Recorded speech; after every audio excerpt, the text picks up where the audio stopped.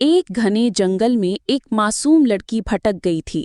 اچانک زمین ہلنے لگی، درخت ہلنے لگے اور سامنے سے ایک خوفناک ڈائناسور نمودار ہوا۔ وہ غصے سے گرجتا ہوا لڑکی کی طرف بڑھنے لگا۔ اس کی آنکھوں میں بھوک اور دہشت تھی۔ لڑکی چیختی ہے اور پیچھے ہٹتی ہے، مگر ڈائناسور اور قریب آتا ہے۔ جیسے ہی وہ حملہ کرنے کے لیے جھپٹتا ہے، اچانک آسمان سے بجلی سی کڑکتی ہے۔ بادلوں کو چیرتا ہوا ایک شاندار ڈریگن نیچے اترتا ہے۔